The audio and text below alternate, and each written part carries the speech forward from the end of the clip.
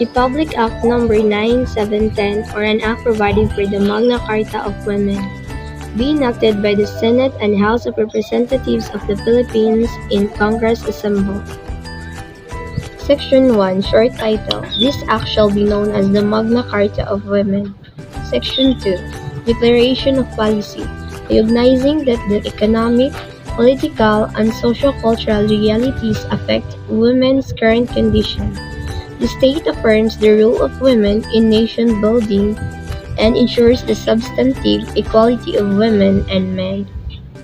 Section 3, Principles of Human Rights of Women. Human rights are universal and inalienable. All people in the world are entitled to them. Section 4, Definitions.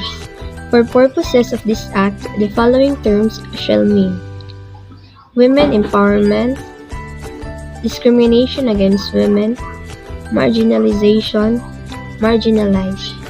This includes, but are not limited to, women in the following sectors and groups: small farmers and rural workers, fisherfolk, urban poor, workers in the formal economy, workers in the informal economy, migrant workers, indigenous people, Moro, children, senior citizens,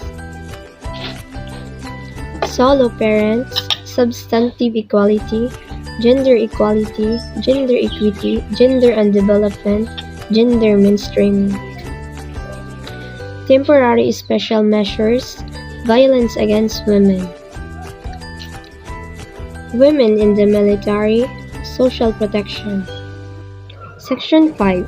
The state as the primary duty bearer. The state as the primary duty bearer shall refrain from discriminating against women and violating their rights, protect women against discrimination and from violation of their rights by private corporations, entities, and individuals, and promote and fulfill the rights of women in all spheres, including their rights to substantive equality and non-discrimination. Section 6. Duties of the state agencies and instrumentalities. These duties of the state shall extend to all its state agencies, offices, and instrumentalities at all levels and government-owned and controlled corporations, subject to the Constitution and pertinent laws, policies, or administrative guidelines that define specific duties of state agencies and entities concerned. Section 7. Supplementary effect. This chapter shall be deemed integrated into and supplementary to other provisions of this Act, particularly those that guarantee specific rights to women and define specific rules and equal specific conduct of state organs. Chapter 5, Rights and Empowerment of Marginalized Sectors. Section 20, Food Security and Productive Resources. To further address this, the state shall ensure a. Right to food, b. Right to resources for food production. Section 21, Right to housing. The state shall develop housing programs for women that are localized, simple, accessible, with potable water and electricity. Section 22, Right to decent work. The state shall progressively realize and ensure decent work standards for women that involve the creation of jobs of acceptable quality in conditions of freedom, equity, security, and human dignity. Section number 23, Right to livelihood, credit, capital, and technology. The state shall ensure that women are provided with the following: equal access to formal sources of credit and capital. B. Equal to share the produce of farms and aquatic resources. Section number 24, Right to education and training. The state shall ensure the following: A. Women migrant workers have the opportunity to undergo skill training if they so desire before taking on a foreign job and possible retraining upon return to the country. Section number 25, right to representation and participation. The state shall ensure women's participation in policy-making or decision-making bodies in the regional, national, and international levels. Section number 26, right to information.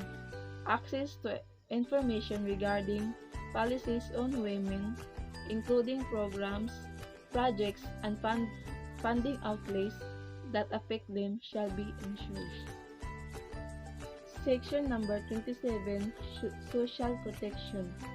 Section number 28, Recognition and Preservation of Cultural Identity and Integrity. The state shall recognize and respect the rights of Moro and indigenous women to practice, promote, protect, and preserve their own culture, traditions, and institutions, and to consider these rights in the formulation and implementation of national policies and programs.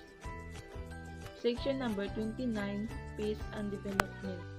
Section number 30, Women in Especially Difficult Circumstances.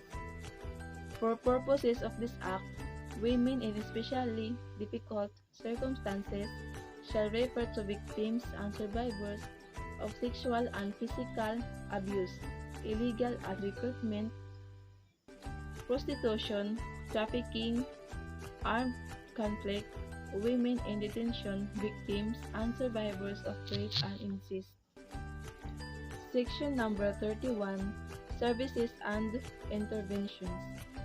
WADC shall be provided with services and interventions as necessary, such as, but not limited to, the following: A. Temporary and productive custody. B. Medical and dental services.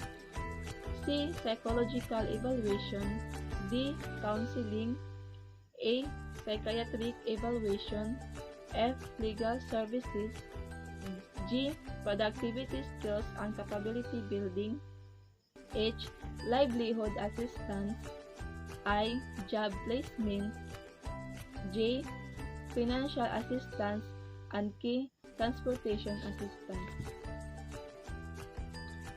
Section number 32, Protection of Girl Children. The state shall pursue measures to eliminate all forms of discrimination against girl children in education, health and nutrition, and skills and development. Section number 33, Protection of Senior Citizens. The state shall protect women senior citizens from neglect, abandonment, domestic violence, abuse, exploitation, and discrimination. Section number 34. Women are entitled to the recognition and protection of their rights defined and guaranteed under this Act, including the right to non-discrimination. Section number 35. Discrimination against women is prohibited. Public and private entities and individuals found to have committed discrimination against women shall be subject to the sanctions provided in Section 41 hereof.